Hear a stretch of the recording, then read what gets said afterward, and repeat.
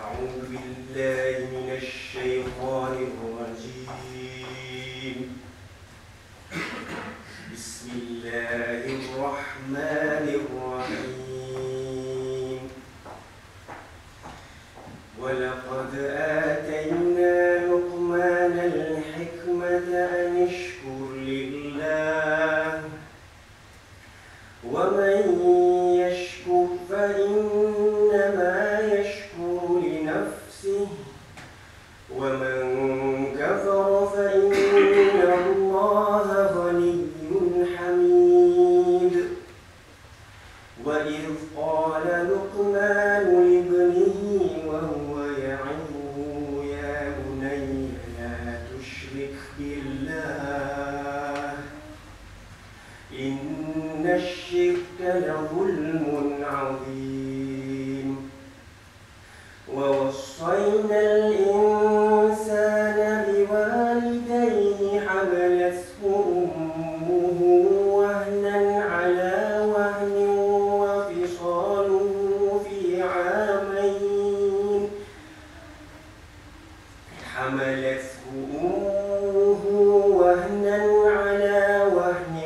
وفصاله في عامين أن اشكر لي ولوالديك إلي المصير. وإن جاهداك على أن تشرك بي ما ليس لك به علم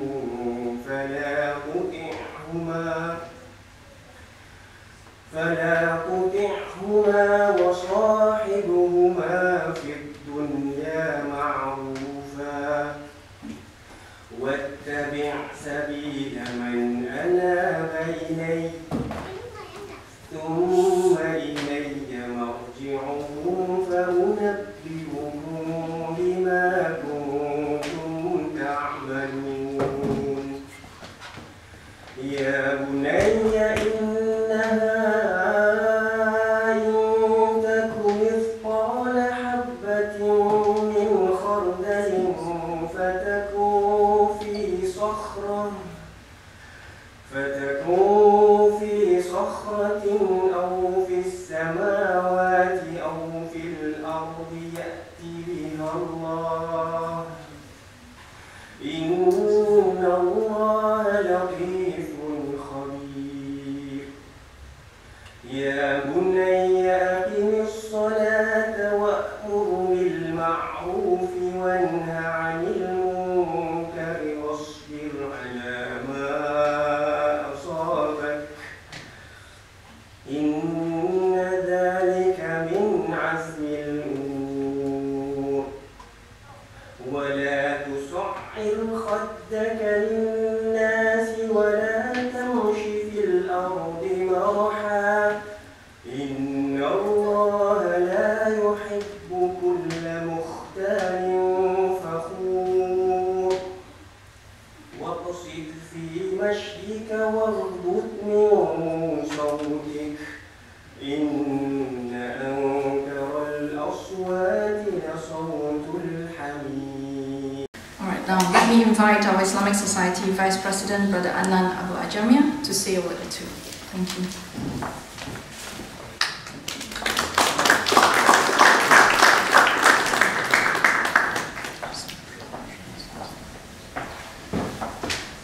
It's actually very hard to say anything after this very short video.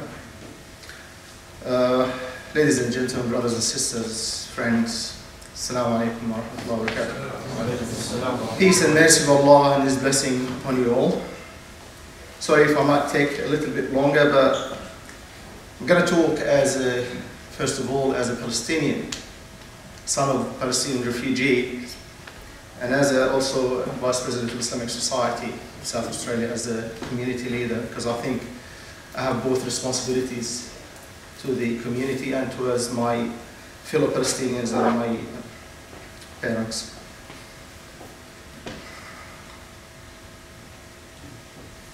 Sorry.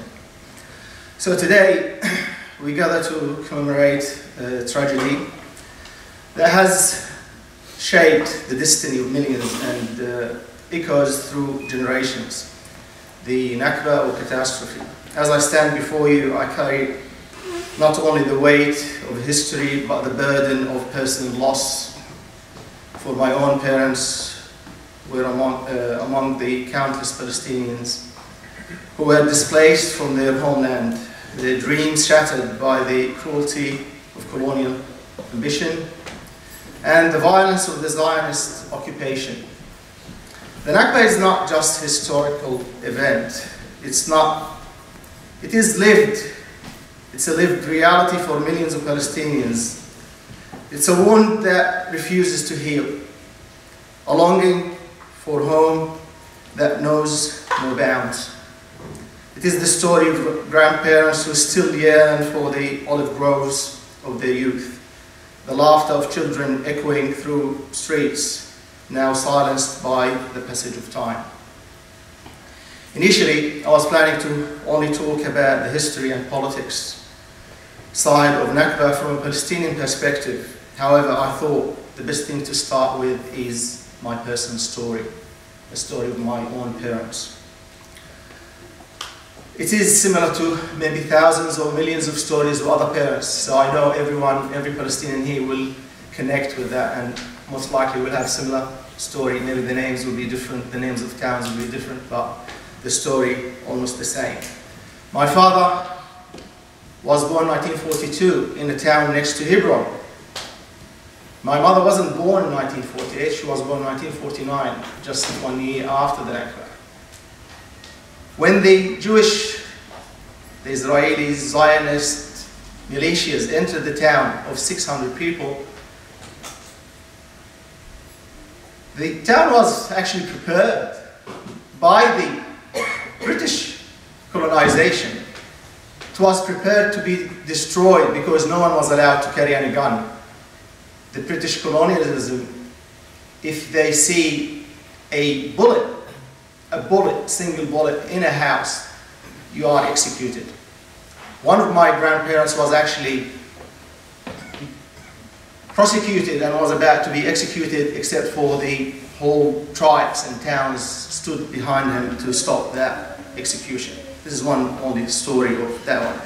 Nevertheless, my father has been displaced, 6 years old, moving to another town close to Hebron, then to a refugee camp, Al-Arub refugee camp, where he spent his childhood going to school barefoot, walking kilometers because they can't afford a piastre, which is like a penny, to take a bus.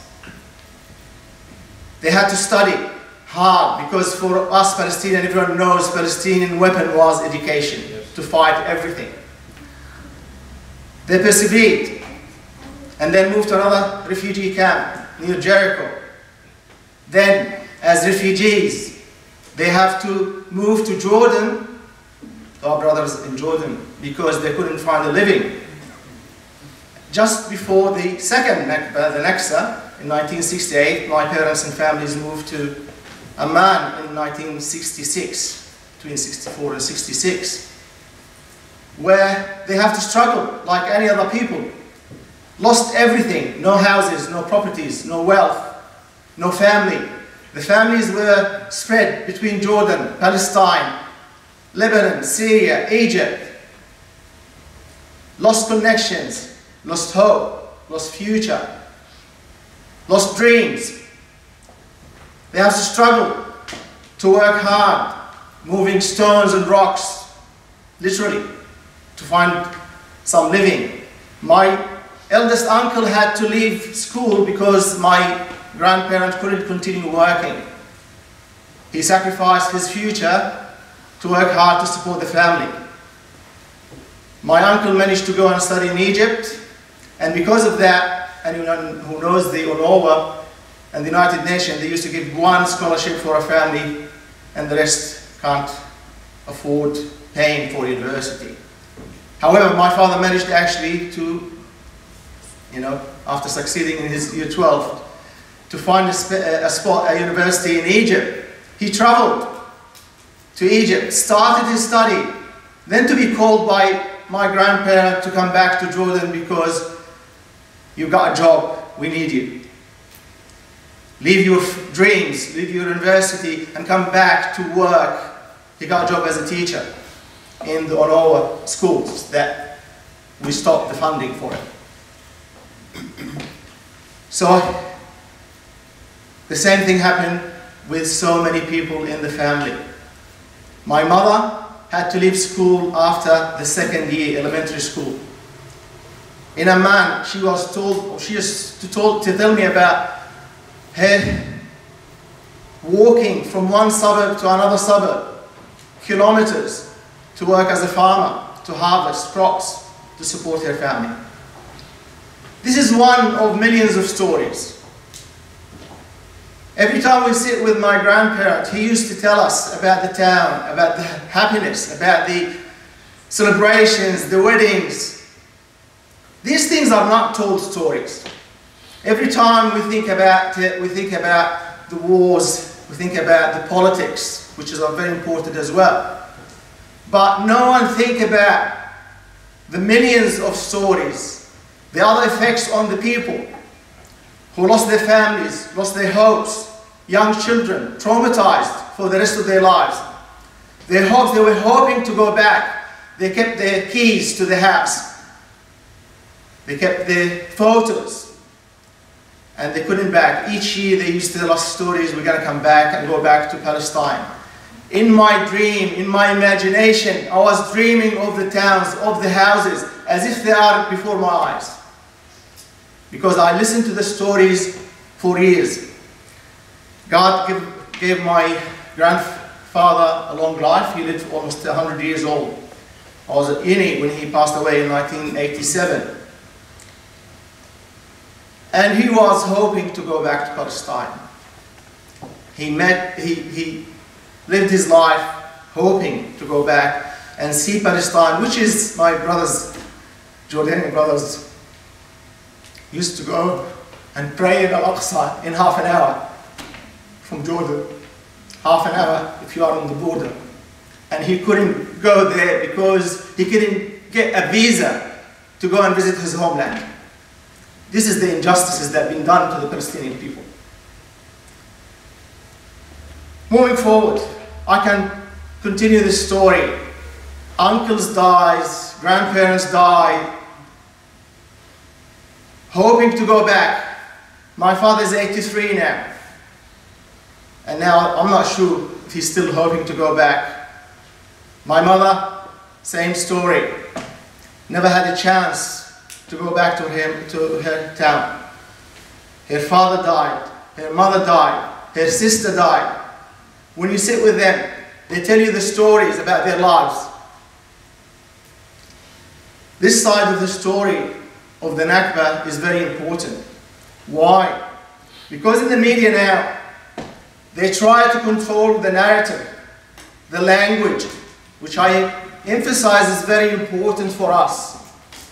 Don't lose your narrative, don't lose your story, don't lose your language. They try to control the language. The oppressor is telling us you can't say from the river to the sea, Palestine will be free, as if freedom is dangerous for them, because they know they are oppressors. They know they are on the wrong side of history. They can't bear the truth. Even the words scare them. Now, because other speakers have to talk, I'm just going to address another side of the story. As a leader, I have to move away, put another hat, not just the emotional hat. It's very important, the first point is not to forget the historical background. Although historically the Nakba is declared 15th of May 1948, but the Nakba started long ago before that. It started with the first Zionist conference in Basel in Switzerland by Theodor Herzl. 1897, when they said they're going to have a homeland for those people, initially in Uganda or Argentina, and someone suggested Australia, others suggested California, and then they decided to take Palestine. 1987, remember that date, go and research it. Then Sykes-Picot arrangement between the French and the British, who thought they owned the Arab countries, now they called it Middle East, to allow the establishment of Israel. They decided on a map to draw the borders between our countries and decide which countries they're going to control. That's a milestone. Then another milestone with the Balfour Declaration, where he gave what he doesn't own to those who doesn't deserve. Not thinking about the indigenous Palestinians who lived in that land for thousands of years. Very important to remember, because, not because of emotions, because I'm an engineer and a teacher, and I like to think rationally about finding solutions, not just reflecting on the past. Under the British mandate in Palestine, supporting gangs like the Stern, the Haganah, the Ergon, who massacred thousands of Palestinians to scare them to flee their countries and homeland. The legacy of colonization is very important to remember, because we lived in this country. We tried to fix the problem here by the apology, the sorry to the indigenous people. However, saying sorry alone and doing the same mistake with another indigenous people is not enough, it's not right. That means we're not sincere about what we're saying, what we're doing. You can't say sorry here and supply Israel with weapons. That's hypocrisy. If you want to say sorry for the injustices, for the wrongdoing, we learn, I'm going to try to skip some of my talks. In Islam, we learn if you make a wrongdoing or a sin, there are 4 steps to stop or to repent.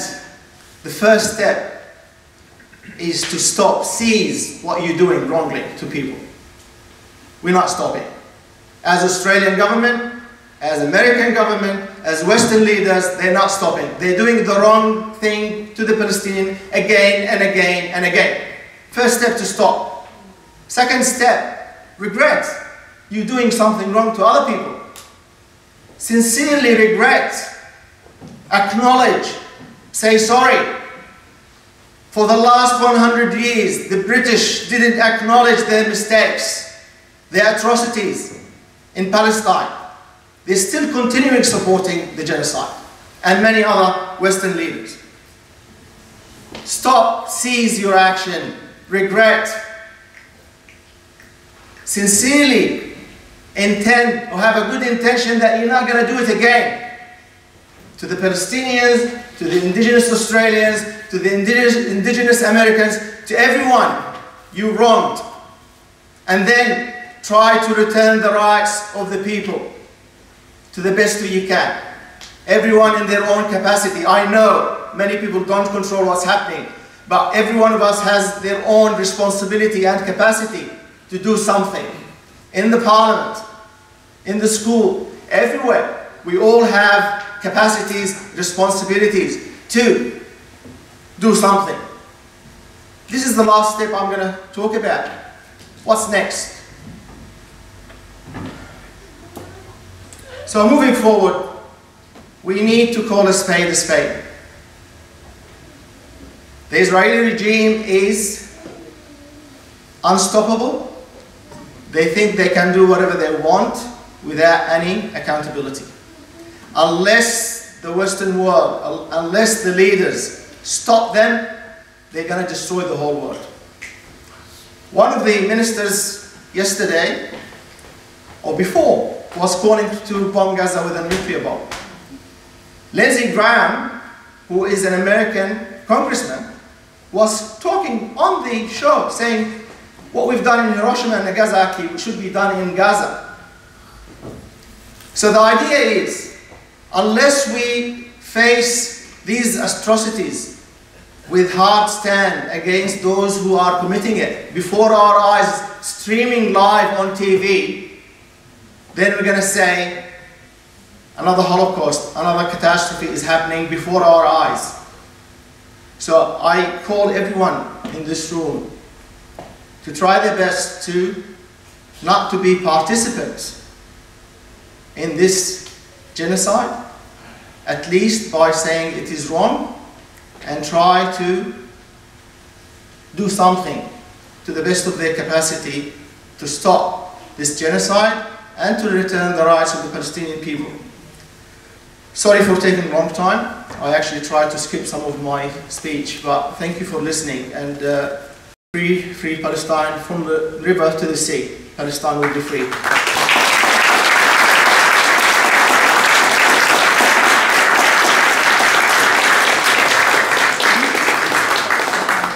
Thank you, Brother Adnan. You are right. We all have a duty here to do whatever best possible ways to end this siege itself.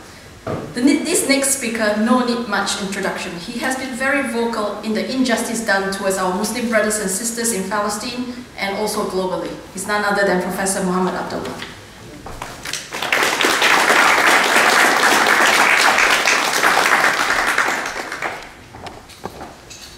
Bismillah ar-Rahman ar-Rahim.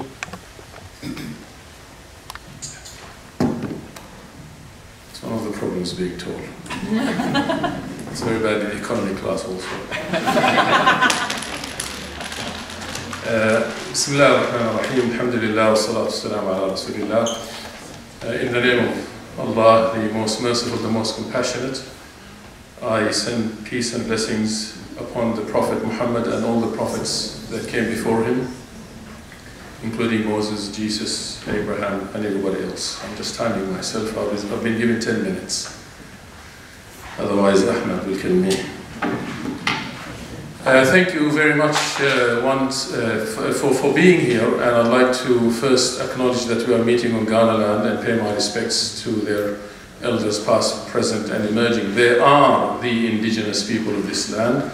And as an indigenous Palestinian, I must recognize them and recognize their legacy and recognize their ongoing contributions to the land, past, present, and now, and in the future. And I think the Aboriginal people of Australia had their own Nakba, and that ought to be recognized, as you have rightly mentioned. And thanks to the Islamic Society of South Australia for organizing this, Brother Ahmed, and the ISSA is always a pioneers and leaders in looking after these issues. And to all the brothers and sisters who joined us here tonight, it's wonderful to see you tonight. I'm an indigenous Palestinian also, as Brother Adnan mentioned about himself, and my story I could easily cut and paste what he has said.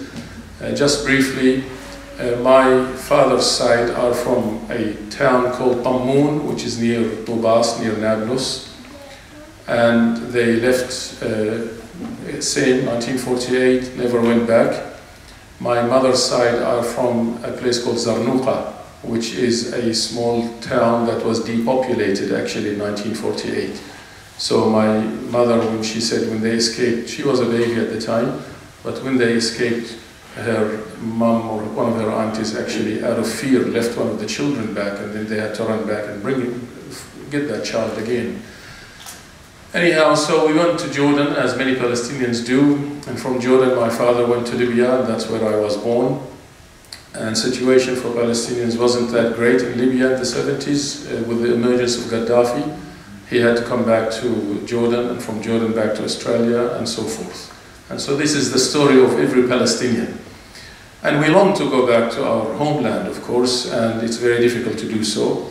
And when I did go eventually, I've been once only to Palestine in 2006. And when I did go, I went for 3 days, and I spent maybe 1.5 days in detention and interrogation. And when we eventually got into the bus so that we can go to Tammoun, to the town, every 200 meters or so there's a checkpoint where we all had to come out of the bus. Everybody had to be checked, the bus had to be checked.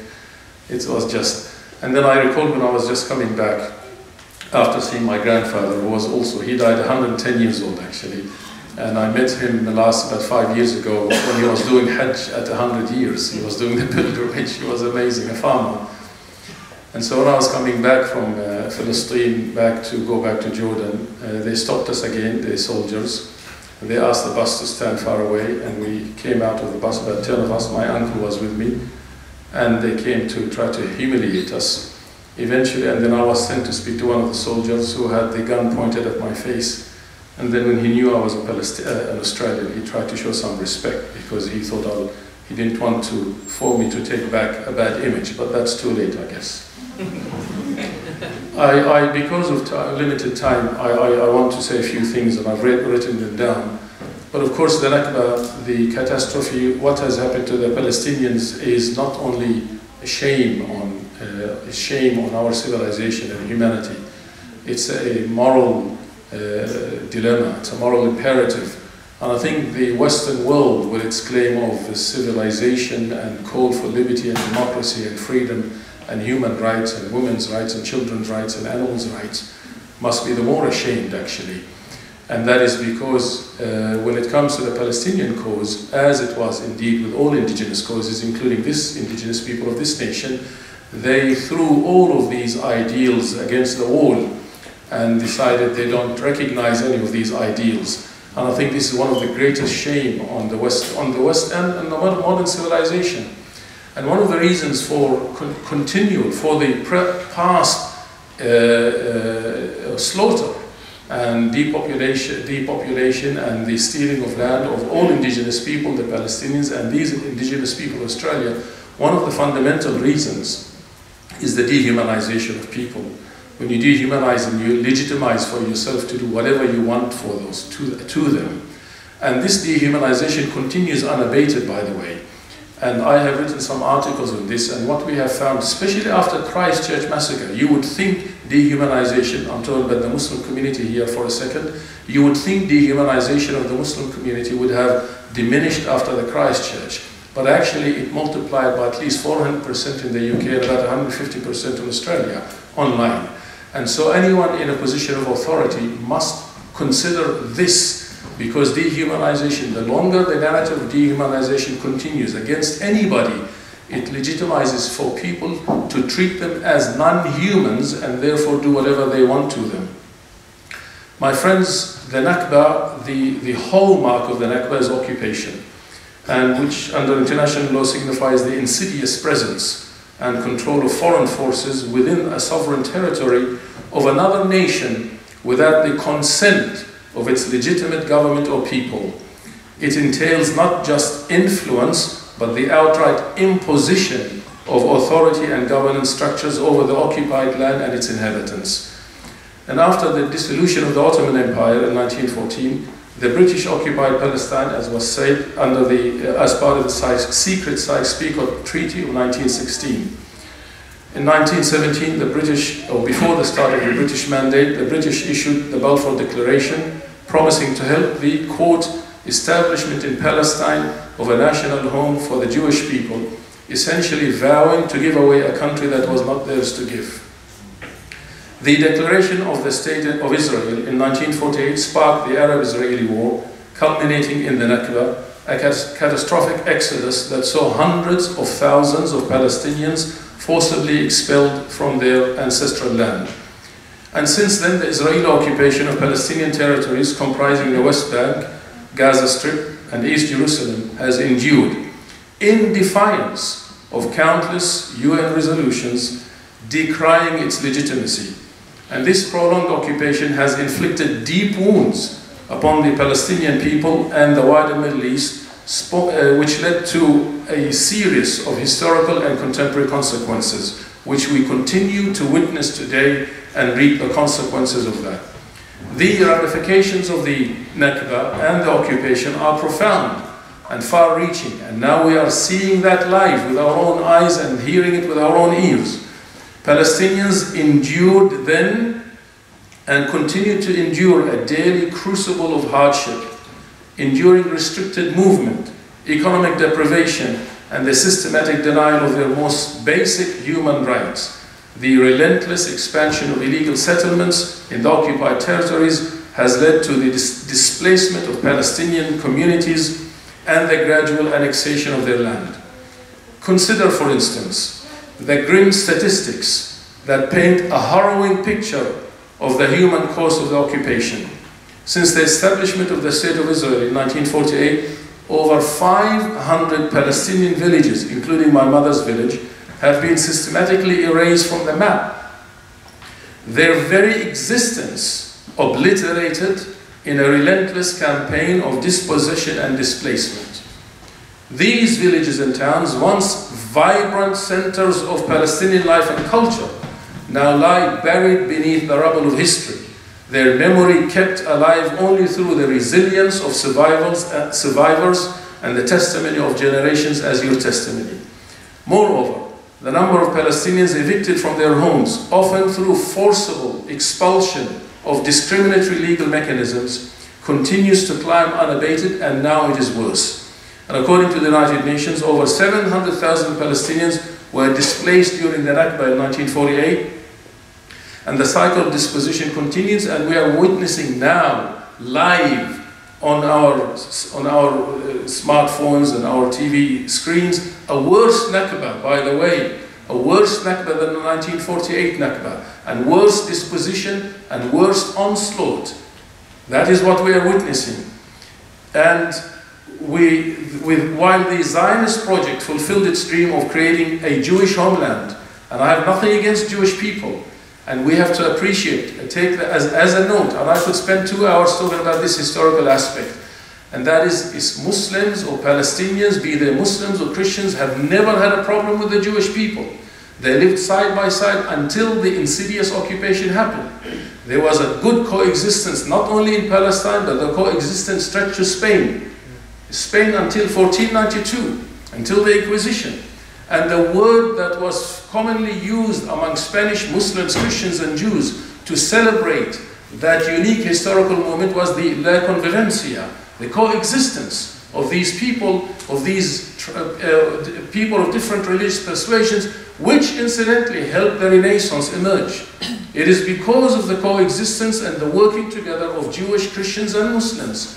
The problem is not between Christians, Jews and Muslims. It is against a pure Zionist project that is meant to steal land from Palestinians who are Christians, Muslims and Jews, by the way. And my grandmother, who died, rahmatullah alayha, may God bless her soul, she used to always say to me as a child, she said, we used to have a Jewish neighbor and a Christian neighbor who never had problems until the occupation. Each casualty that we hear about represents a tragic loss. A father, a mother, a son, a daughter, whose memory we must honor and whose voice we must never forget. The destruction of cultural and historic sites in Palestine constitutes then and now. Look how many historical sites were destroyed in Gaza. Look how many mosques, how many churches, how many schools, how many universities. And the crazy thing is the audacity of some of our Western leaders who still say it's not a genocide. There is no proof that they are breaking international human rights law, international law. Seriously, you think we're so dumb? Really, I mean, they must think we're so stupid. The cultural vandalism that happened, aside from the people who had to leave their homes, aside from the deaths and the pillages, the cultural vandalism not only erased centuries of history and the tradition, but also sought and seeks, continues to seek, to erase the very existence of the Palestinian people from the land they call home. The occupation, which is a consequence of the Nakba, serves as a potent catalyst for unending cycles of violence and mistrust. You cannot stop the violence and mistrust as long as there is occupation. It's a no-brainer. It's a no-brainer, right? And it perpetrates a seemingly ongoing conflict between Israelis and Palestinians. The absence of a just and a durable resolution to this crisis not only undermines regional stability, but also erodes the very foundations of peace and existence, and it speaks volumes against the hypocrisy and the double standards of Western nations that like to lecture us on human rights and so forth. Today, my friends, we continue to witness a grave injustice that has festered for decades: the brutal occupation of Palestine and the destruction of Gaza and its people. The issue strikes at the core of our humanity, igniting passions and sparking fierce debates worldwide. we continue to witness 8 months of brutal, inhumane, and disastrous war in Gaza. The ongoing genocide in Gaza has led to an unimaginable catastrophe for civilians who bear the brunt of the violence and destruction.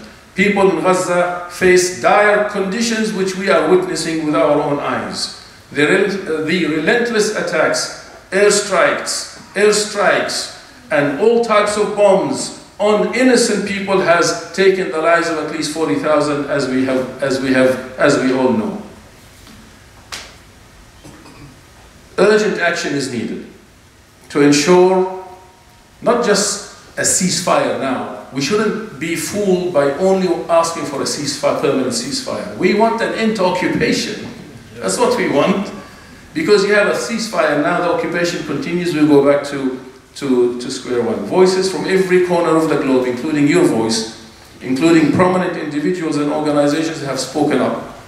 And we must not be quiet. We must keep speaking up. Never underestimate the importance and the power of your voice. Just look at what the students are doing on campuses. Who would have thought? Who would have thought? It is those voices that the structures don't expect. And when they rise, they make a difference. In confronting the scourge of occupation, we must heed the wisdom of historical luminaries and philosophical thinkers who have grappled with the nature of power and domination. Ibn Khaldun, for example, who died in 1406, the eminent Muslim scholar and historian, who founded what he called the science of human society or social organization, often known as sociology, offered profound insights into the dynamics of occupation and its coercive effects on societies. According to Ibn Khaldun, and I'll be finishing, inshallah. I know you're going to kill me, but you can have rahmah. Have mercy, please. You are a merciful person. Just give me another 2 hours. According to Ibn Khaldun, the rise and fall of civilizations are linked to the struggle for power and dominion. Occupying powers seek to impose their will upon conquered lands, imposing their laws and customs upon subjugated peoples. Yet Ibn Khaldun cautioned that such oppression breeds resentment and rebellion, leading to the eventual downfall of the oppressor. We have seen it in the past and we will see it again.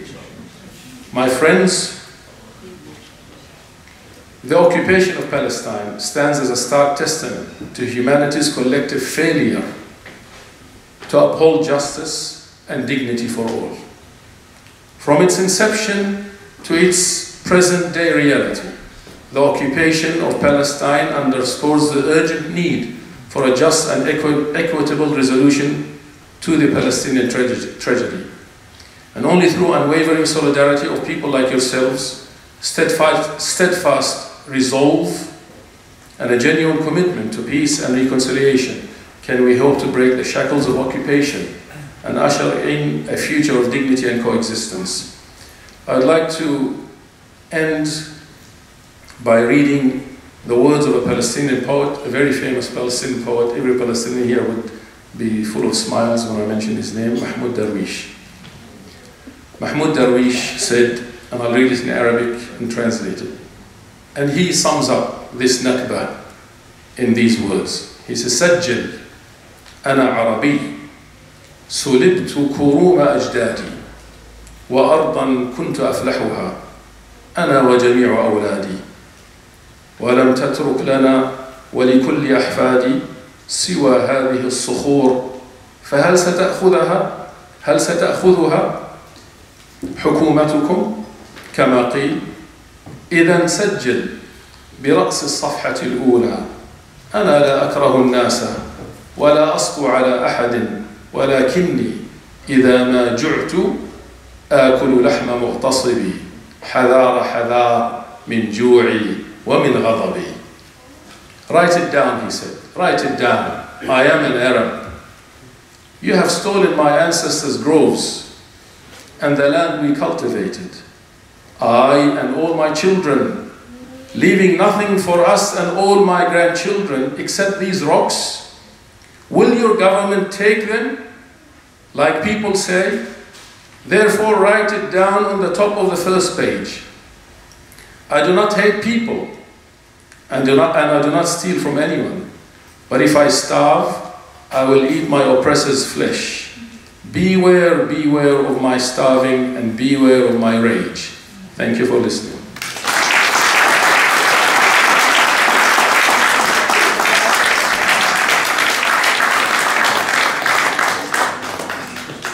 Thank you, Professor. That's such a profound word. Next person. Born in 1938 in Haifa, Muhammad al-Akluk experienced the first Nakba firsthand in 1948.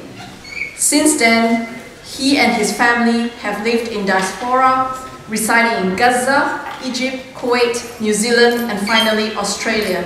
In 2024, the genocide in Gaza, which deeply affected his two daughters and their families, reawakened painful memories for you. Let me invite Brother Muhammad. Thank you.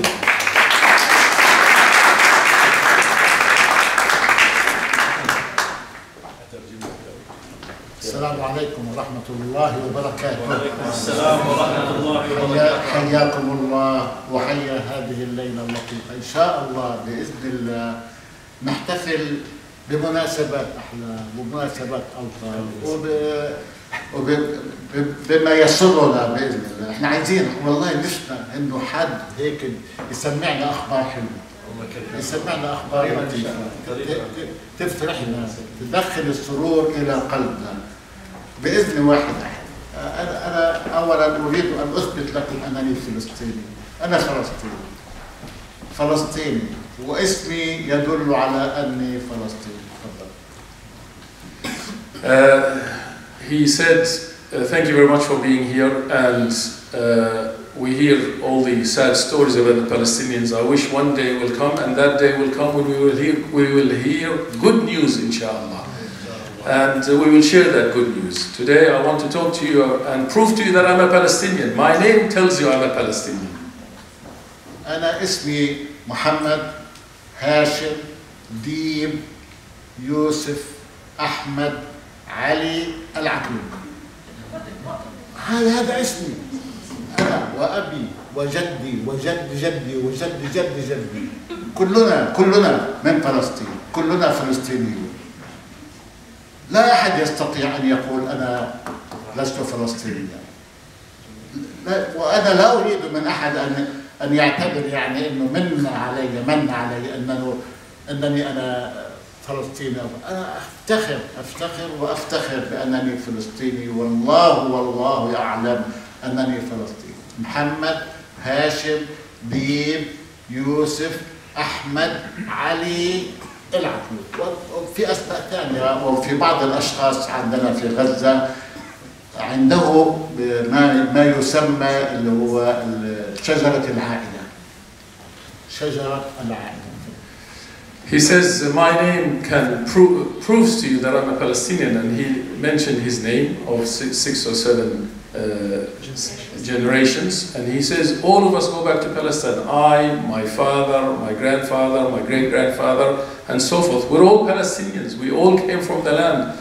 And nobody needs to tell me that I'm not a Palestinian, or I don't need to prove to anybody that I'm a Palestinian. My name tells it all. And I'm proud to be Palestinian, and I'm proud to belong to Palestine. السلام عليكم ورحمة الله ثاني مرة، وإن شاء الله ربنا يكرمنا ويسهل لنا أمورنا. أنا ولدت في حيفا، وكان سبب وجود والدي في حيفا أنه كان يعمل في مصفاة البترول التي كانت تعمل في حيفا، وهذا كان يعني سبب وجودنا في حيفا.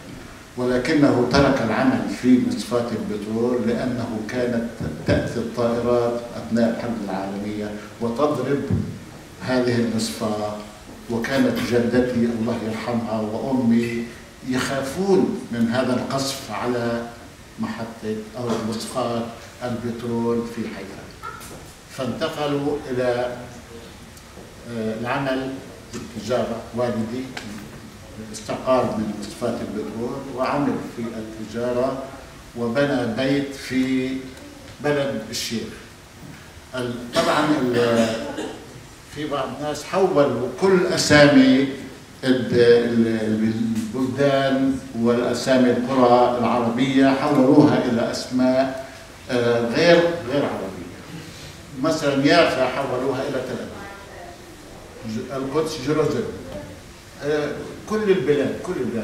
بلد الشيخ التي كانت تبعد عن حيفا حوالي 5 كيلومتر تقريبا إلى الجنوب، 5 كيلومترات إلى الجنوب، كانت هي المستقر لوالدي بعد أن ترك العمل في اللي هي مصفاة البترول. I was born in Jaffa because my father was working in Jaffa at a petrol refinery, and he was there for a while, but then had to leave Jaffa because during the Second World War there was a lot of constant bombing on that, particularly the petrol refinery or oil refinery, which forced my father and my mother to leave and to leave Jaffa and then to go and live in a place called Balad al-Sheikh, where we stayed there. Many of these towns or cities, the Arabic names of those, like Jaffa or Balad al-Sheikh or Quds, have been changed now, and they have been, for example, Jaffa is now Tel Aviv, and Quds, Jerusalem, and so forth. So this also, stealing of the names of the original places and converting them to other names is part of the theft, he says. طبعا حولوا اسم بلد الشيخ إلى تل حنان. تل حنان. إذا كان أنت سألت وين بلد الشيخ ما مش موجود، يعني ما يدل على إنه هذه بلد الشيخ. تل حنان. وأنا ذهبت إلى تل حنان هذه أو بلد الشيخ، ذهبت لها في مع والدي بعد بعد 68 تقريبا في السبعينات. كنت في الكويت وذهبت مع والدي في زيارة إلى تل حنان ورأيت بيتنا اللي كان موجود اللي بناه والدي في تل حنان. مش هقول تل حنان، هقول بلد الشيخ. وبلد الشيخ هي حيفا هنا في هذا المنطقة، في هذا المكان حيفا. وكانت بلد الشيخ تبعد فقط 5 كيلو بيننا وبين حيفا، كانت هي مصفاة البترول. عفوا، بيننا وبين بلد حيفا يعني وبين بلد الشيخ كانت 5 كيلو اللي هي مساحة مصفاة البترول اللي كانت تحت السيطرة الإنجليزية وتحت الإدارة البريطانية. خليني أبدأ. طبعا أنا ولدت سنة 38 وهذا يعني إنه أنا عمري 86 سنة حاليا. 1938. He says the town to which his parents eventually moved to, Balad al-Sheikh, that name also was changed. Tel Hanan, they changed the name to Tel Hanan. And after a while, my parents left Balad al-Sheikh or Tel Hanan. He said, I'd like to keep the original name of Balad al-Sheikh.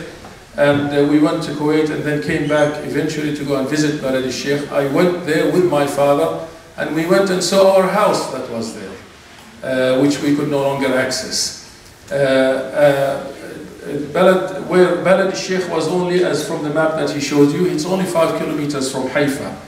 And he re-emphasized the point that the only reason they left is that because of the constant bombing that was during the Second World War, and Palestine at the time, and including Balad al-Sheikh, was under the British mandate, so that forced them to leave. But as he said, he went back to see the place, to see his town, and to see his first home. And then he said he was born in 1938.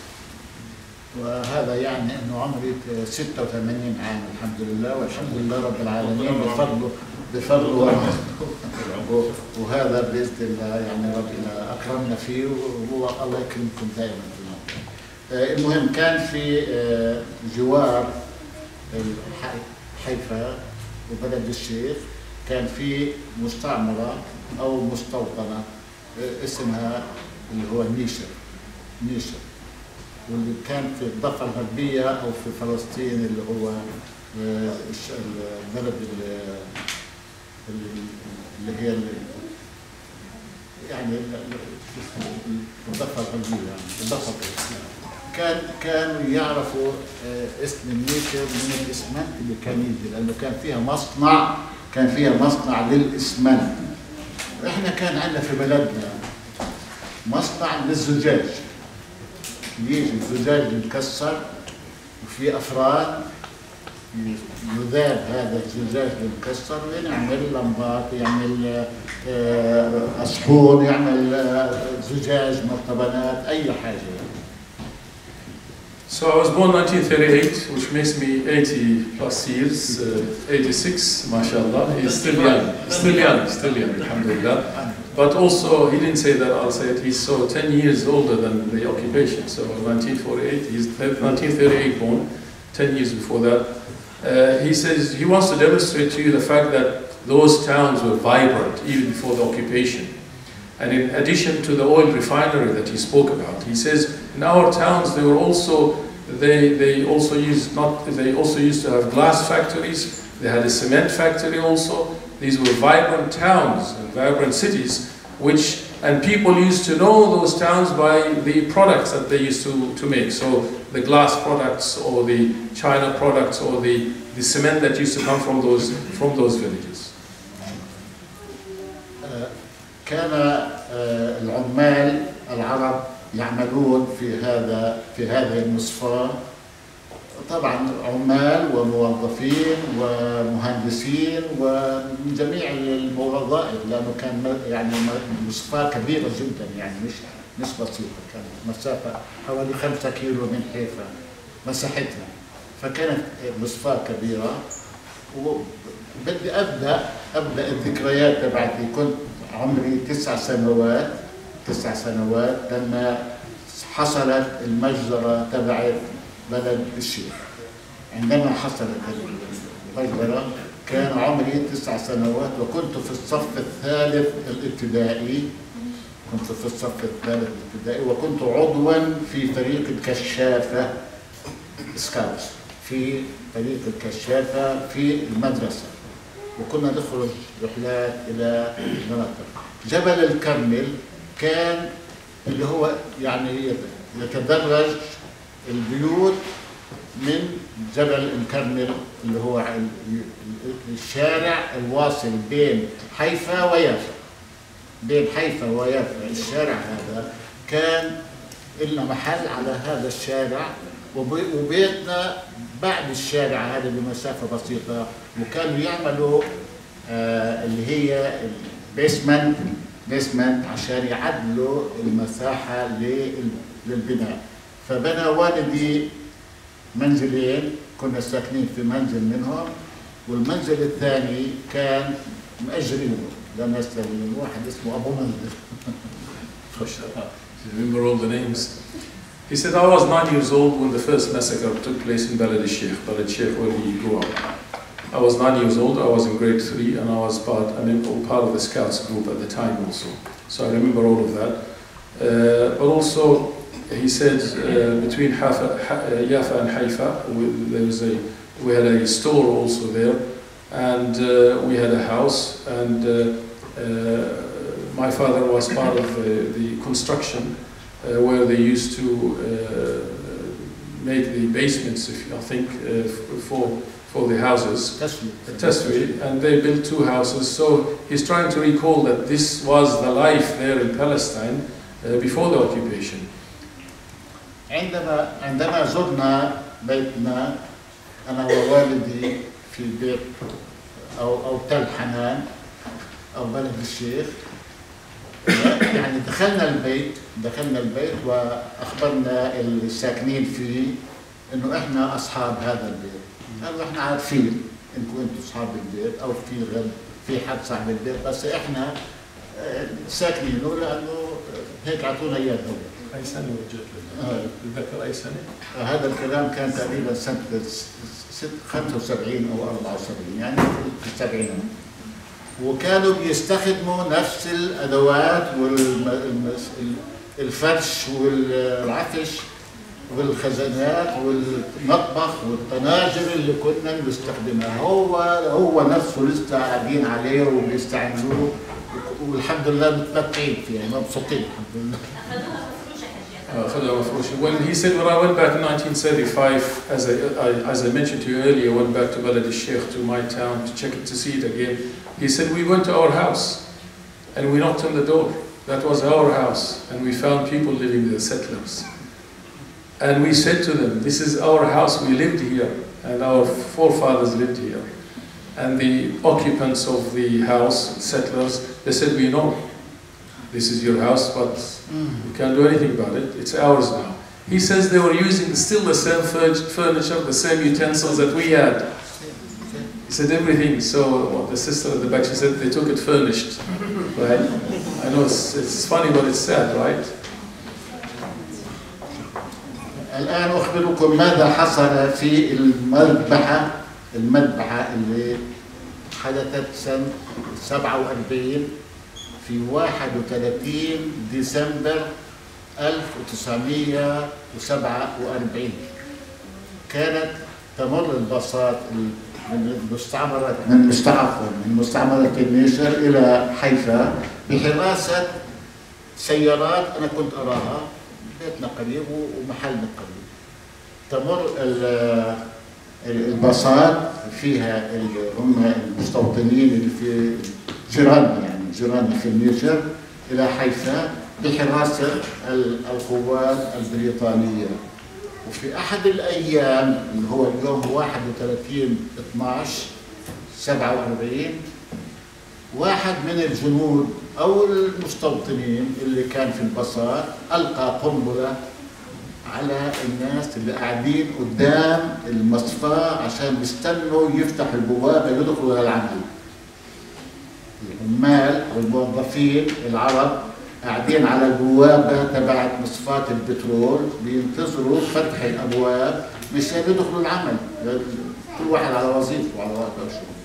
فالمهم اعتدوا عليهم وقتلوا حوالي 17 واحد أو أكثر. وكان في يعني هذه أول مجزرة صغيرة حدثت في منطقتنا، لكن هي كانت الثانية أو الثالثة يمكن في الاشتباكات والمجازر اللي صارت بيننا وبينهم، لأنه أول واحدة يمكن صارت في حيفا وهذه كانت الثانية أو الثالثة. He said, I'd like to share with you one of the massacres that I've witnessed on the 31st of December 1947. He said the oil refinery that I spoke about before, which had a lot of workers there, he says on the 31st of December 1947, there was a group of settlers, because there was a settlement that was established near the town, and a group of settlers in their buses, and he says we were there, we could see that, and they were escorted and protected by some of the British Army, British soldiers at the time. And they drove past the workers who were waiting outside the oil refinery to start work, to go inside. And as they were waiting outside, one of the settlers threw a bomb, a hand grenade at them, which killed about 17 people. And he says this was one of those massacres that in that small town, but there were other massacres that were already taking place in other towns like Jaffa and so forth. طبعا في نفس الليلة اللي هي 31/12/1 يناير، في نفس الليلة حضر هم جيراننا في مستعمرة اللي هي النيشر من جبل الكرمل، مستعمرة على جبل الكرمل، ونزلوا إلى البلد الشيخ اللي هي البلد تبعتنا، وبدأوا في اقتحام البيوت وتحطيم الأبواب وقتل الرجال وقتل النساء بشكل وحشي جدا، انتقاما من ما حصل فيه داخل المصفاة، لأنه بعد ما صارت القنبلة هذه، دخلوا العمال العرب والموظفين العرب داخل المصفاة وقتلوا بعض اليهود العمال اللي كانوا بيشتغلوا أو الموظفين اللي كانوا بيشتغلوا في هذه المصفاة. فهذول اللي هم الهجنة من جبل الكرمل دخلوا إلى بلد الشيخ وعملوا مجزرة، قتلوا 71 رجل وامرأتان وطفلان. وفي الجوجل إذا أي حد منكم كتب مجزرة بلد الشيخ سيشاهد بأم عينه بعض الصور للمنطقة والبيوت اللي اقتحمت وأسماء القتلى اللي كانوا في ذلك الوقت في بيوتهم آمنين، يعني ما كانوش بيحاربوا أو بيدافعوا أو أي حاجة، لأنه ممنوع كان، ما في أسلحة، ما فيش، ممنوع إنه الواحد يكون عنده مسدس أو بندقية أو كلاشينكوف أو حاجة. فقتل 71 شخص رجال وامرأتان وطفلان في هذه المعركة. وهذه كانت المجزرة تبعت بلد الشيخ يوم 31/12/47 صبيحة 1/1/48. He says on that same night, so on the 31st of December 47, that incident happened, or that massacre happened, where 17 Palestinians were killed. And some of these Palestinian workers went into the oil refinery and unfortunately sought revenge from some of the Jewish workers there, ended up killing some of them. So that same night, which is now the 1st of January 1948, the settlers from the Haganah, who were the settlers just up the hill, not far from Balad al-Sheikh, came that night and committed one of the most heinous massacres, which you could now find if you were to Google the massacre of Balad al-Sheikh. You will see some of the images and all the names of those who were massacred. That night, 71 men were massacred, and 2 women and 2 Palestinian children were massacred that night also. وفي صباح ذلك اليوم بعد هذه المجزرة صدرت الصحف. طبعا كان في صحف عند التحيفة وكان في سيارات وكان في بيوت ويعني تجارة، وكان بيتعاملوا مع الغرب ومع غير الغرب بالمواد اللي زي البرتقال وغير البرتقال، كانوا يعطيهم البرتقال وياخذوا منهم سيارات مرسيدس في وباصات وحاجات، يعني كان في شركة للباصات الفلسطينية في مدينة حيفا. المهم يعني حاجة بسيطة بالنسبة لهذا الموضوع بعد ما يدخل الصورة. فايش اللي حصل يعني في ذلك اليوم او ثاني يوم تقريبا اجى عمي اللي في دير السبع، من دير السبع اجى على حيفا وحاول اقناع والدي بالانتقال من بلد الشيخ الى دير السبع او غزه، لانه احنا يعني معظم عائلاتنا كانت في غزه ودير السبع، فحاول اقناعه انه يسيب بلد الشيخ ويروح الى دير السبع. رفض رفضا قاطعا، قال له انا قاعد في بلد الشيخ مش هسيبها. فعمي هذا اللي اجى من دير السبع اخذني انا واخويا اللي اكبر مني بسنتين، يعني كان انا عمري 9 سنين وهو كان عنده 11 سنه، اخذنا معاه الى دير السبع وفضل هو وامي وفي كانت اختي صغيره الي في بلد الشيخ. He says the next day after that massacre, of course, the news was in the media, and at the time Palestine had a very strong media. Not only that, but they had a very strong manufacturing industry, they had a very strong transportation sector, buses and so forth, and they had a very good export industry where they used to export various products, including fruits such as citrus, oranges and so forth. Palestine is very famous for that, indicating the vibrancy of Palestine before the occupation and the destruction of much of that after. He just wanted you to know that this is what the media spoke about the massacre, and because there was a vibrant media in Palestine before the occupation. He says, but also the next day my uncle from a town called Bir al-Sabi' came to see us. to try to convince my father to leave Dar al-Sheikh and to go and stay with him in Bi'r al-Saba' or move to Gaza. At the time I was 9 years old, but my father refused adamantly. He said, no way I will leave, I will stay here. But my uncle convinced my father that he would take me and my eldest brother to go with him and live in Bi'r al-Saba', and that's what happened. And my father, my mom, and my younger sister remained where they were. طبعا في هذه الأثناء للأسف، ومش للأسف إن شاء الله يكون من الشهداء، هذا العم الذي ذهب إلى حيفا ليخبر والدي أو يعني يأمره أو يطلب منه يترجاه أن ينتقل إلى بئر السبع، توفى مستشهدا في معركة مع اليهود. حوالي يمكن 10 شهور أو سنة قتل في أحد الاشتباكات مع اليهود. He says this same uncle who came to convince my father to leave the town and ended up taking me and my eldest brother. 10 months after this incident, he became martyred in one of the battles against some of the terrorist groups at the time, some of the settlers at the time who were attacking the Palestinians, and his uncle happened to be of those who were resisting and ended up being martyred. هذا بالنسبة باختصار شديد جدا للمجزرة تبع بلد الشيخ. أخبركم عن سنة 56 انهيت الثانوية العامة سنة 56 في شهر 6 تقريبا، امتحانات وخلصت، نجحنا الحمد لله.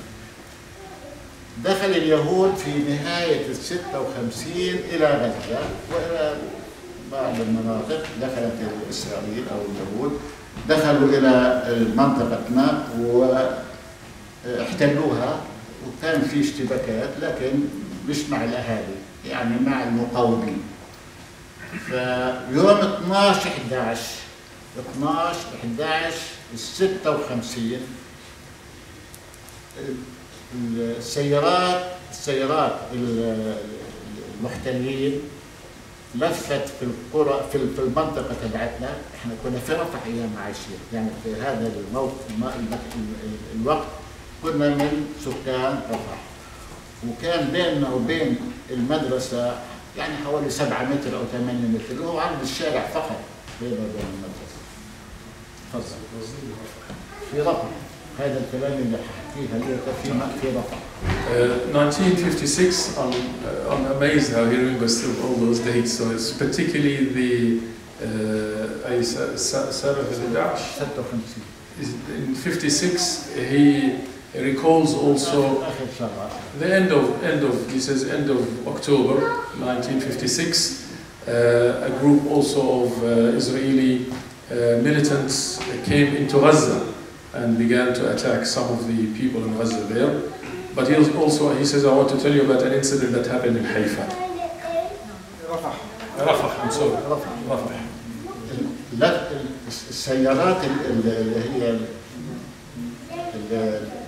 في مكبرات صوت الو على جميع الشباب من سن 18 سنة إلى سن 45 سنة أو 50 سنة التوجه إلى مدرسة رفح الابتدائية. طبعا احنا افتكرنا انه بدهم يرجعوا الاوضاع، يمشوا الحياة او نرجع لمدارسنا او اي حاجة، يعني ما تصورناش انه في حيصير مجزرة ثانية. ولكن اللي حصل مفاجأة، انه رحنا الى هذه المدرسة وقعدنا وين؟ في ساحة المدرسة، وكنا قاعدين على أساس إنه بسم الله الرحمن الرحيم، معلش أمثلكم الموضوع كيف كنا، على أساس كنا بالشكل هذا على الأرض، وممنوع راسنا يكون عالي، لازم يكون راسنا عالي. كانوا يقولوا لنا تاتا رش، يعني وطي راسك، قد ما يكون راسك واطي لازم توطيه كمان، تاتا رش. وكانوا يطلقوا الكلاشينكوف من فوق راسنا، واحنا على الاراضي وقاعدين وفي كان يعني خارج المنطقة بيلفوا على البيوت داخل المساكن، يدخلوا إلى المساكن. إذا كان في حد من الشباب ما طلع يقتلوا فورا بدون كلام. يعني أنت هنا قلنا لك اطلع، ليش ما طلعتش؟ طلع. Yeah, he said so that year the occupying Israeli forces were going around with loudspeakers and asking all young people to come out of their homes and to go to the Rafah school, which wasn't far away from where they were. And they thought they were asking them to leave to go to the school and that they will be safe in the school. He says when we got to the school and he was with them, we were to sit the way he demonstrated. He said we were forced to sit that way, and they continued to tell us to lower our heads even further as an act of humiliation. And then they would shoot above our heads. But then they would go to every house, and if any young man did not leave the house as they were commanded, then they would shoot them on the spot. And he said that's something that I witnessed myself. طبعا السلاح الاوتوماتيكي اللي كان اسمه عوز، عوز اعتقد، كان معاهم الاسلحه الرشاشه ويضرب في الرصاص فوق راسنا. ولغايه الساعه تقريبا 4 واحنا قاعدين في الموقف هذا، من الساعه 8:30 الصبح لغايه الساعه 4 واحنا قاعدين القعده اللي افتجرتوا اياها. وكان الحاكم تبع رفح مستر بيني، اسمه مستر بيني، وكان يعني فوقف وقال هلا ممكن حد منكم يطلع على بيته بعد الساعة 4، من الساعة 8-9 الصبح لغاية الساعة 4. طيب ايش كان في خارج المدرسة؟ ماذا كان خارج المدرسة؟ كان في باصات واقفة ومصفحات ومدرعات للجيش الإسرائيلي واقفين في بين المدرسة وبين بيتنا. يعني ما في، احنا 7 متر 8 متر كانوا واقفين وبيستنوا. ايش بيستنوا؟ احنا مش عارفين. كانوا ياخذوا الشباب من اللي قاعدين، تعال تعال تعال تعال تعال، اخذوا مجموعة في باص واخذوهم على اسرائيل، واخذوا مجموعة ثانية واخذوا مجموعة ثالثة، ياخذوا كل مجموعة يودوها، كأنهم كانوا يعني بيحاربوا وأسرى أخذوهم أسرى، وهم كلهم زي يعني كلهم مواطنين عاديين ما فيش. He said we stayed in that situation in the school from 8 in the morning till 4 p.m. and throughout these hours we would be intimidated by having them shoot from their automatic machine guns above our heads. It wasn't until 4 p.m. that the governor of Rafah at the time, a British person by the name of Benny, Israeli, I beg your pardon, who then asked them to leave. He says, now you can leave the school and go back. He said, we weren't sure what was outside of the school. And he said, remember, between the school and my house and other houses, a very small distance. When we came out, there were an envoy of Israeli tanks that were waiting for those young people who were in the school from 8 till 4, and they were haphazardly just taking groups and groups of young people, 10 from here, 10 from here, putting them in these military buses and escorting them to Israel as prisoners. He says we were civilians, we weren't fighting, we weren't doing anything, and they were just taking them as if they were militant, but they said we were just young people who were taken hostages in the school, and some of those young men were taken and not to be seen again. طبعا هو اخبرنا بانه احنا ممكن نروح بيوتنا، لكن هل نستطيع الوصول الى بيوتنا؟ ما في استطاعه، لانه الشارع مليان من الجنود ومن المصفحات ومن الباصات اللي بتستنى تاخذ الناس اللي يطلعوا. فاضطرينا انا بين بيتنا وبين المدرسه يمكن 2 أو 3 يمكن يعني مسافه مشي 7 أمتار او 8 أمتار، شارع. فما استطعناش ان نروح الى بيوتنا من الشارع. لفينا من وراء المدرسه ولفينا من قلب المخيم مخيم اللاجئين اللي جنب المدرسة أو المدرسة المبنية جنبه يعني فيه، ولفينا منهم حوالي والله يمكن أكثر من ساعة لما قدرنا نوصل للبيوت، لأنه إذا طلع الواحد من المدرسة حينطح، ما في مجال يعني. مليان جنود ومليان جيش ومليان بساط والوضع غير طبيعي. أنا في عندي كثير حاجات ممكن أقول لكم إياها، لكن أكتفي بهذا القدر، وهو عينة بسيطة جدا مما شفناه سنة 56 وسنة 67 وبعد 67 واللي عم بيحصل حاليا في غزة. 7 شهور وأكثر بنات التنتين ساكنين في خيمة صغيرة، تنتين معاهم 13 ولد وبنت، 13 ولد وبنت معاهم، وهم وجيزانهم 4 كانوا ساكنين في خيمة صغيرة في ملعب كرة، مع انه لهم بيوت في غزة، لهم بيوت كبيرة في غزة. والله بيت هي دور واختها في دور، ودور ثالث اخوه هذا جوزهم لانه ما اخوه اثنين. ولكن الامر من الطيارات تبعت الاسرائيل، ارحلوا الى منطقه كذا، ارحلوا الى منطقه كذا، ارحلوا.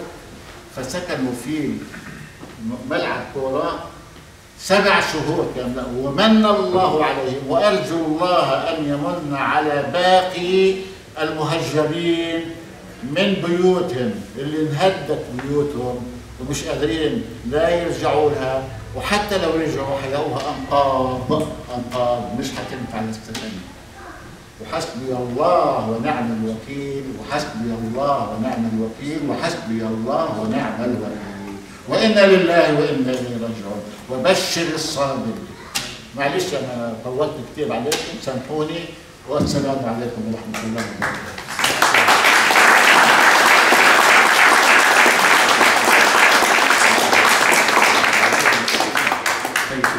He says what I shared with you is just a sample of the agony that we had undergone.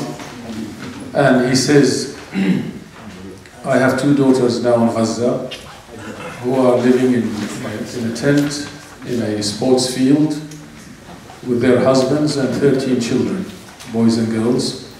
He says my daughters had their own residence. Each one of them was living on a floor in one of the buildings, but like all or many of the Gazans, they are with nothing now, and I hope that they will be able to return back home. But even if they do, like many other Gazans, if they do go back home, they will find rubble. They're not going to find their houses. He says, my daughters and their husbands and their children who are in a tent, a small tent now in a sports field, had to move from one place to the next, because when they settle, then the Israelis would send pamphlets warning them to leave again. And so he ended his speech with a few phrases in Arabic, which in a way sort of laments what's happening. He said, Hasbunallah wa ni'mal wakeel, God is sufficient for us and He's the best to rely upon. And inna lillahi wa inna ilayhi raji'un, to God we belong and to Him we shall return. He said, thanks for listening. Jazakallah.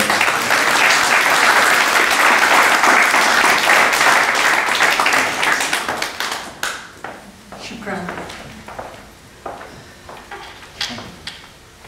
This next speaker is very articulate and eloquent in her words. She's always there standing tall on the steps of Parliament at each Sunday's rally, raising her voice to free, free Palestine.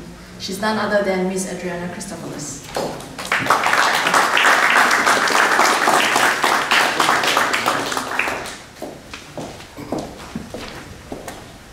Thank you.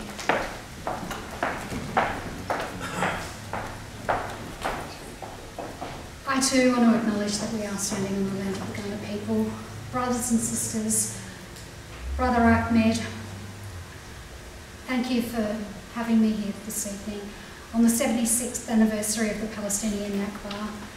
It seems appropriate, and I acknowledge the speaker who came before me, Thank you, sir, for your Thank you, sir, for your personal account. I acknowledge, I passionately feel with my heart your words, your experience and your memories, and I hope that you do have the opportunity to return back to your beautiful Palestine soon. It seems appropriate to think about how the events of 1948 have shaped not only the history of the Palestinian people, but also their colonial reality today. After the Second World War, sending the Jewish refugees to Palestine was a byproduct of European guilt, and it was a hypocritical kind of guilt, because neither Europe or the US wanted to bear the social or economic cost of absorbing them. European countries did not want Jews to come back, and the US would only take a portion of them. Why?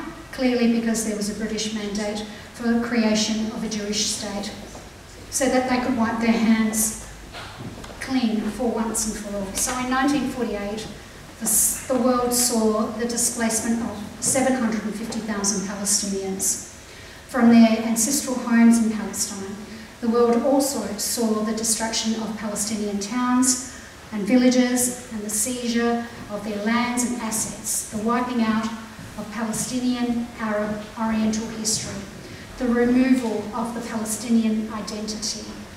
And these are only some of the crimes of the Zionist colonialism. For Palestinians, the Nakba is a wound that is still not only open but continues to bleed, a wound that has never been allowed to heal. Israel will never allow, the Zionists will never allow for that wound to heal. Israel, the oppressor, has and continues to haunt Palestine, reinforcing the memory of the Nakba on a daily basis through the oppression of the Palestinian people for the last 7 decades. Every time a Palestinian is executed by Israeli soldiers or a home that took years to build is demolished, these acts of violence summons the memory of the Nakba. Interestingly though, the Israeli strategy is to create new memories of violence amongst Palestinians whilst keeping the pain and memory of the Nakba alive. This is contradictory to its official policy to deny that the Nakba ever even occurred. Israeli officials and pro-Israeli activists, Zionists alike, have repeatedly rejected the term Nakba, calling it an Arab lie and a justification for terrorism.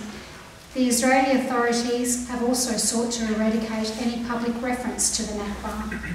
In 2009, the Israeli education minister banned the use of this word in textbooks for Palestinian children And in 2011, the Knesset adopted a new law prohibiting institutions from holding any events commemorating the Nakba.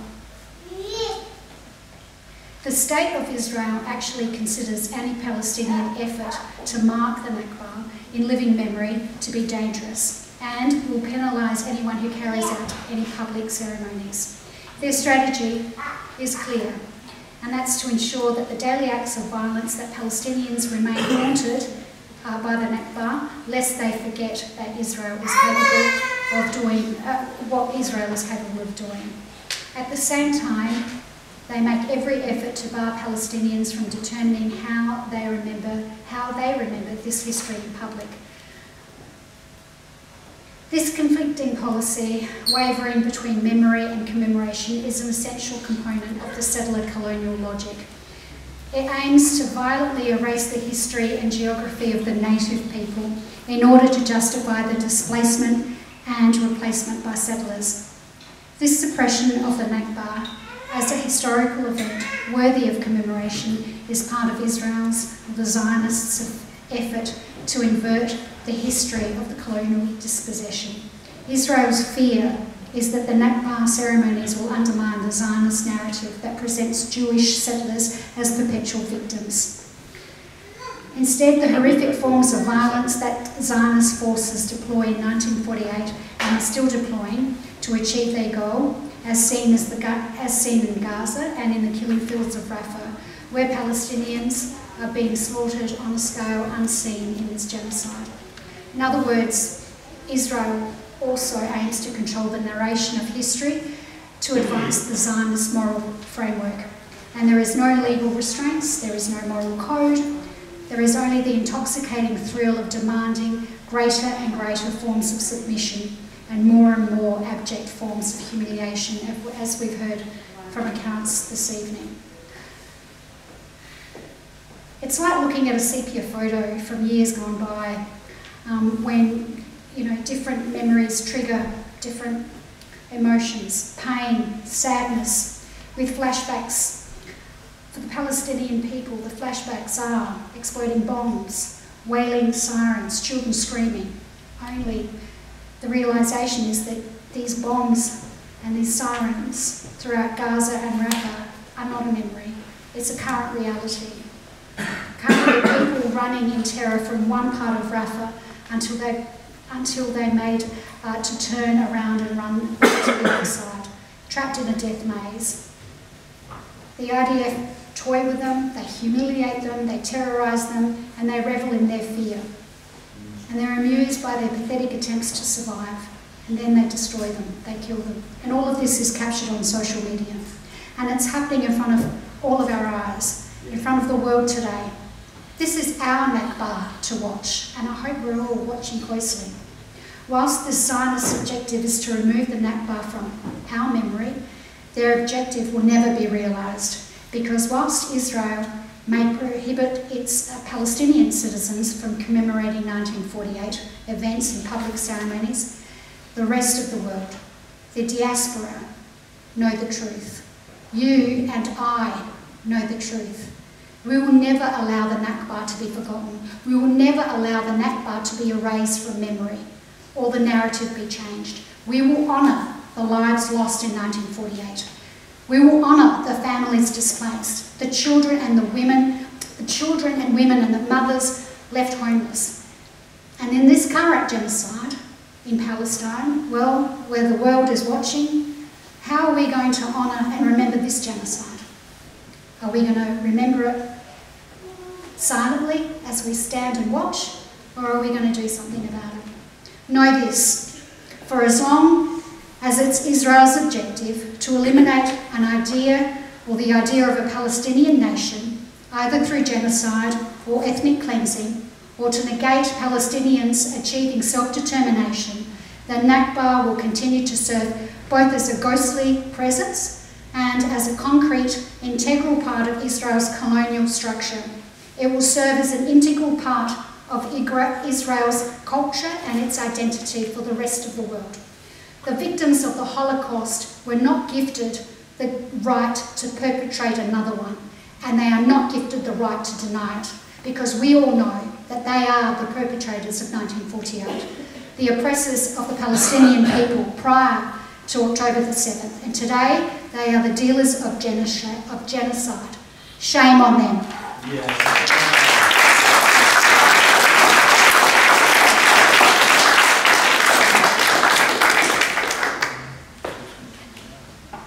Very nice. Tony Piccolo is the Labour member of the State Electoral District of Light in the House of Assembly in the South Australian Parliament. He, together with members of Islamic Society, orchestrated the meeting with the Premier last Saturday. He wears his heart on his sleeves, and he has been showing his solidarity with us. Without further ado, let me invite Tony Piccolo to deliver his speech.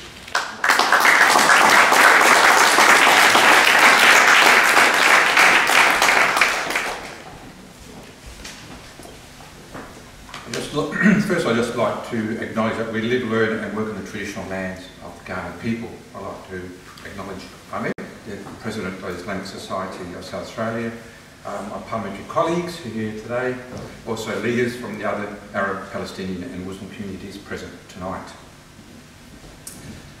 First, I'd just like to thank those people who have shared their stories. Your story is going to be much more powerful than anything I can say tonight, because you've experienced it. And your stories are very important, as mentioned by previous speakers, because they speak the truth and they're authentic and you speak with authority. And it's important that you tell your stories to make sure it's not forgotten, and as mentioned before, to make sure we don't lose the right narrative for what happened in 1948. I can't do this topic justice in the few minutes I have to speak, but I will try as best as I can. I'm not a Palestinian person, I'm Italian by birth, so I cannot feel the emotions you feel, but I can see in your faces what you have experienced. First, I'd just like to thank you for your invitation to join you tonight for this commemorative gathering to remember and honour those Palestinians who have lost their lives, homes and way of life since the partition of Palestine in 1948. The significance of this day is to gain an understanding of how events that took place over 76 years ago still impact on the lives of ordinary Palestinian people today. We need to acknowledge and understand this history if we are ever going to find a peaceful solution, so a peaceful resolution to the conflict between Israel and Palestine. Both Israel and Palestine exist. We need to find a road where both states and its people can coexist and live in peace and prosperity. I don't know whether the answer is to this conflict is a two-state solution, a federation, a confederation, or a unitary form of governments. I don't know the answer to that question. What I do know is that the Palestinian people have an inalienable right to a homeland, to live in peace and prosperity with a government of their own choosing. And they should enjoy equal rights afforded to any citizen. In my view, recognising or acknowledging Palestinian statehood is recognition that the people of Palestine exist and they have a right to determine their future in accordance with international law. The Palestinian people should have a right to enter any negotiations regarding their future on an equal footing or foundation as any other party. Earlier today I spoke in State Parliament at the Nakba, and I said the following, and I'd ask that you be patient in case I repeat some details, but I think it's important as part of the narrative that we all have a common understanding of what has happened. On the 14th of May 1948, Israel declared independence, leading to a war with the adjoining Arab nations, leading to an escalation of violence and terror perpetrated on the Palestinian people. Nakba Day, as requested by the United Nations General Assembly, is observed on 15th of May, commemorates the events of 1948 known as Nakba. Those events led to the expulsion of approximately 750,000 Palestinians who fled from their homes and became refugees. 11 Arab urban neighbourhoods and over 500 villages were destroyed or depopulated. Zionist military and militia forces captured 78% of historic Palestine. I should state, not all Jews are Zionists, and also not all Zionists are Jewish. We have some in America. Between 1947 and 1949, approximately 15,000 Palestinians were killed in a series of mass atrocities, including dozens of massacres. On April 9, 1948, Zionist forces committed one of the most infamous massacres of the war in the village of Deir Yassin on the outskirts of Jerusalem. More than 110 men, women, children were killed by the members of the pre-Israel state Ergang and Stern Gang Zionist militias. On the 5th of June 1967 was the first day of the Six-Day War, resulting in another wave of displacement occurring known as Nakba. An additional 250,000 to 300,000 Palestinians became refugees, some for a second time. Following the Six-Day War, Israel occupied the West Bank, Gaza and the Sinai Peninsula. The United Nations Relief and Works Agency for Palestine Refugees in the Near East, or UNRWA, currently has more than 5.9 million Palestinians registered refugees. I repeat, 5.9 million Palestinians registered as refugees. They provide assistance and operate hundreds of schools and health facilities for at least 2.3 million Palestinian refugees in Jordan, 1.5 million refugees in Gaza, 870,000 refugees in the occupied West Bank, 570 refugees in Syria, and 480,000 refugees in Lebanon.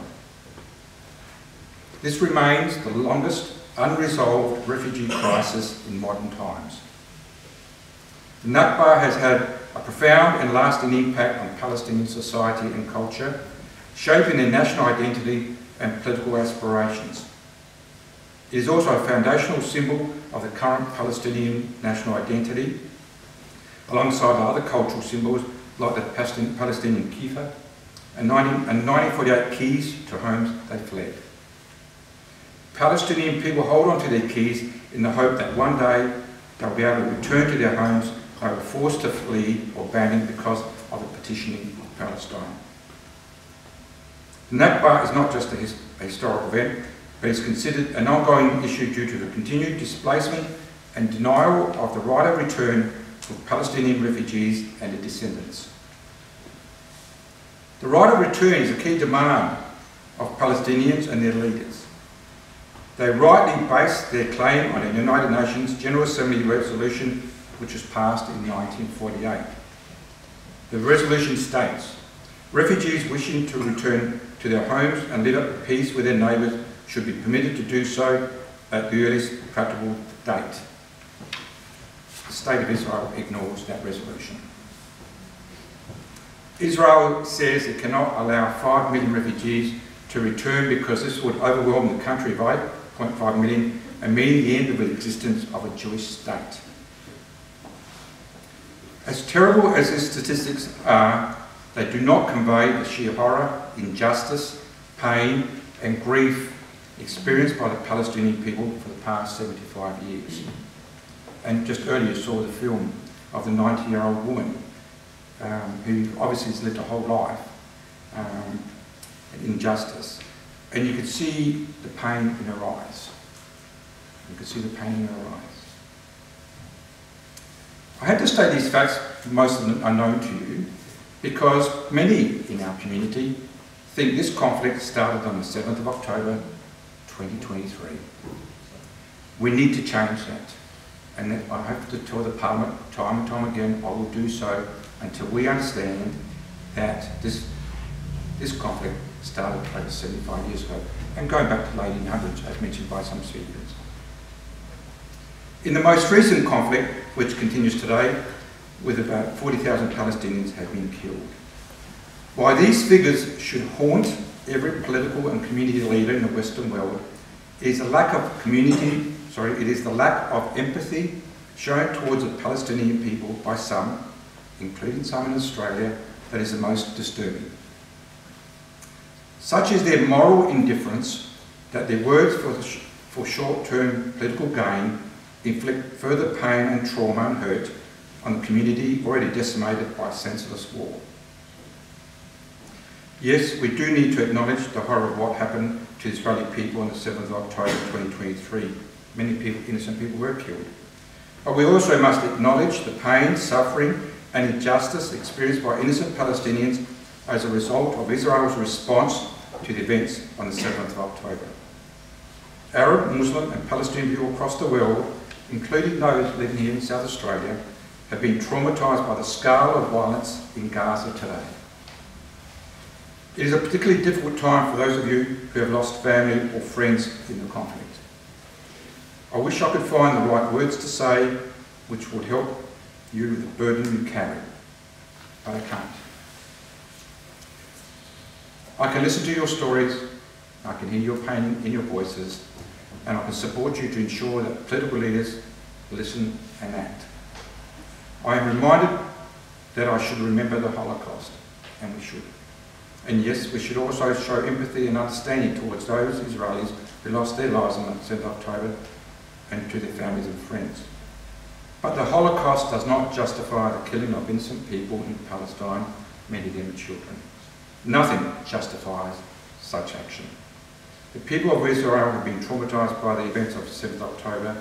Nakba Day reminds us that the current conflict did not have its origins in the 7th of October 2023, but rather over 75 years ago.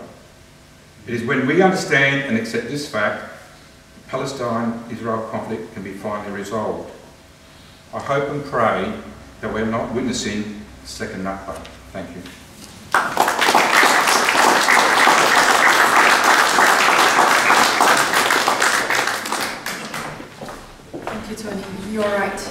nothing starts after 7 October. Alright, next speaker is Mira Eldelani, one of the 3 members of parliament who defiantly wear the kuffaya today in the parliament. And she's the newest member of the SA Labour parliamentary team. Mira, thank you.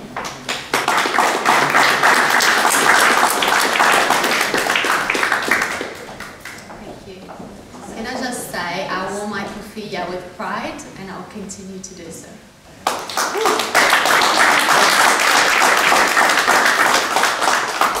I want to also start by acknowledging the land we meet on today is a traditional land for the Ghana people and pay my respect to elders past, present and emerging. I want to sincerely thank you for having me here this evening, and I'm grateful for the opportunity to mourn and to honour. The intentional destruction of Palestinian society and homeland by Zionist forces in 1948 was a horrific act of colonial violence.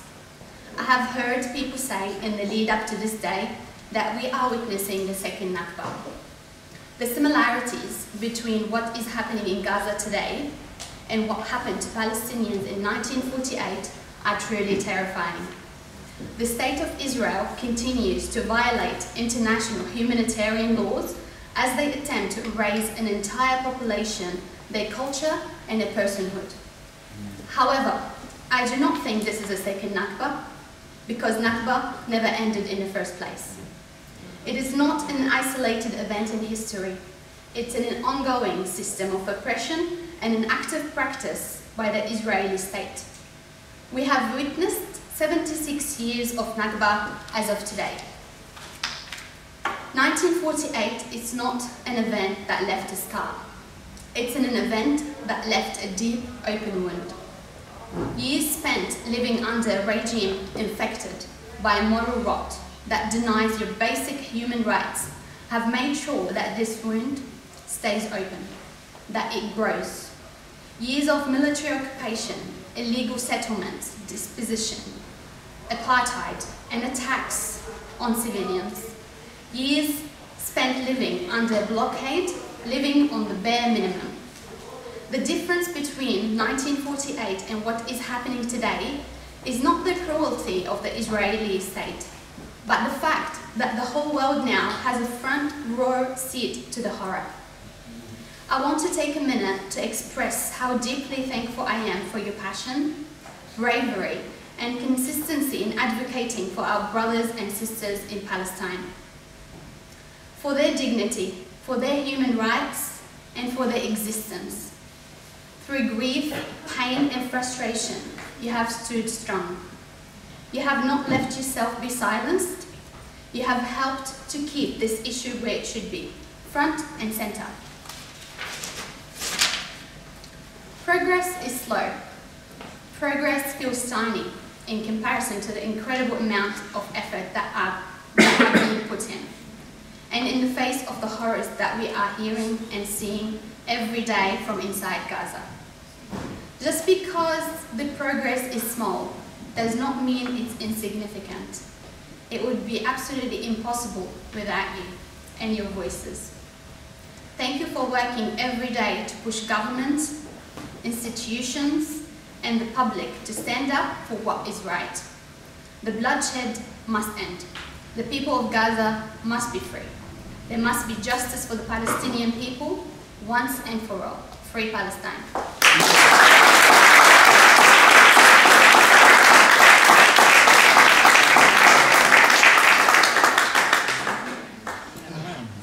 And of course, last but not least, our guest speaker, Nadia Clancy.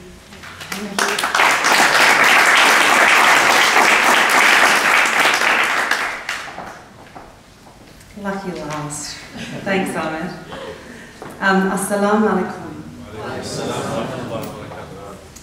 I'm Nadia Peace Clancy, a member of the South Australian Parliament representing the electorate of Elder, which includes the suburbs just east of where we are tonight.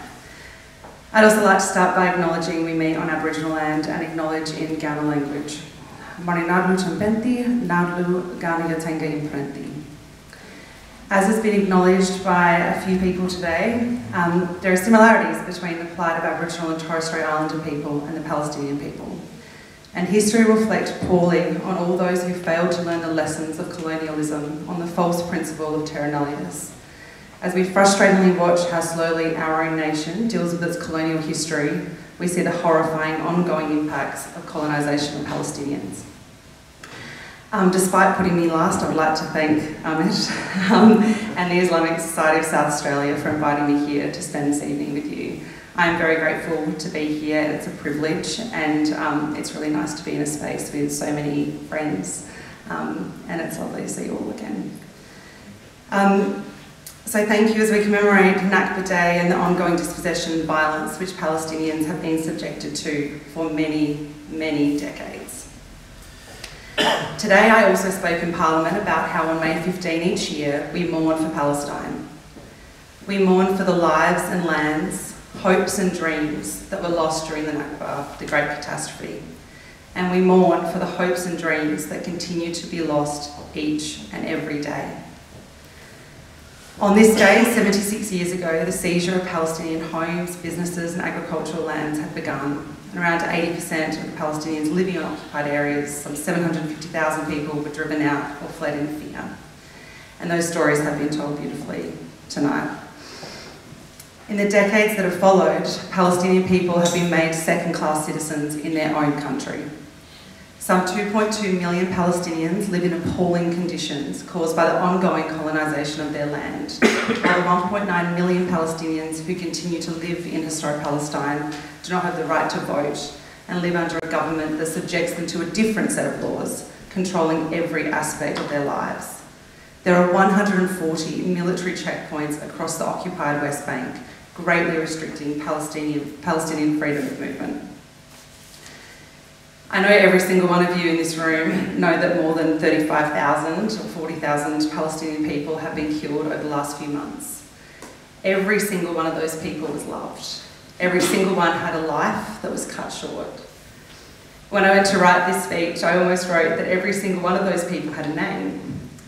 But that might not be true, because I know that little newborn babies have been killed, babies that might not have been given a name yet.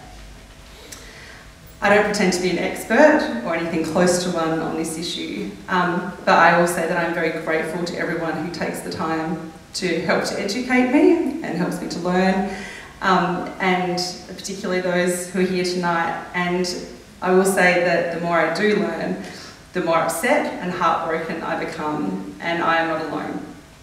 Over the last few months, despite shamefully poor media coverage, I'm really proud of all the community members who have reached out to me, standing in solidarity with the people of Palestine.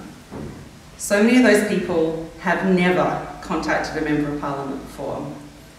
I've had people, when I've knocked on their door, talk about how they're struggling with the cost of living, they're struggling with secure housing, but they're like, don't worry about that. The thing I care most about are the Palestinian people and what is happening. One friend has said that her 8-year-old keeps asking, why is this happening? Why are they hurting children? My 7-year-old daughter packed up all her clothes and shoes she has grown out of and topped up the bag with as many toys as she could fit in, and asked if there was a child who'd fled, who'd escaped, who she could give it all to. Our children get it. And our community are rightfully appalled by the death and destruction, which is so horrific and relentless that many just want to look away. But we mustn't. We have to look, and we have to keep asking those around us to look and acknowledge what's happening. Last year in November, on International Day of Solidarity with the Palestinian people, I spoke in Parliament. And part of that speech was sharing some horrific statistics. The median age in Gaza is 18 years old. Clean water is unavailable to 95% of the population. 80% of the population rely on aid for food. Those statistics were devastating then, but it horrifies me to think how much worse they are now. Now that the violence has escalated to a terrifying degree, and so much aid has been blocked. But history has shown, and continues to show, that despite desperate attempts to the contrary, the spirit of the Palestinian people has not waned, and it will not. Tonight and every night, we mourn what has been lost, are fearful of what can still be lost, and we pray for peace. Thank you.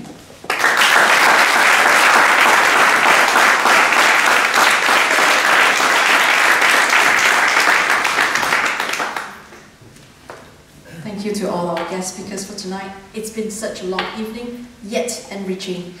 Such a humbling experience, immersing and hearing the lived experience of these Palestinians itself. It's been 7 months since the war broke. 35,173 people have been killed since. It's a genocide. Sorry? It's a genocide. It's genocide, yes. Let's not turn a blind eye. What we're seeing in our socials are real.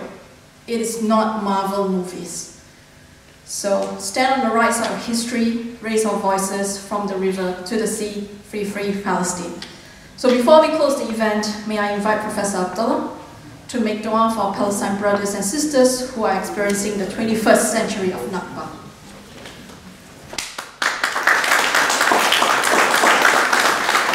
Thank you. Dua is an Arabic word for supplication or prayer. So I will say it in Arabic and do a quick translation. Bismillah ar-Rahman ar-Rahim. Alhamdulillah Rabbil Alameen. Wassalatu wassalamu ala sayyidil mursalin wa ala alihi wa sahbihi ajma'in.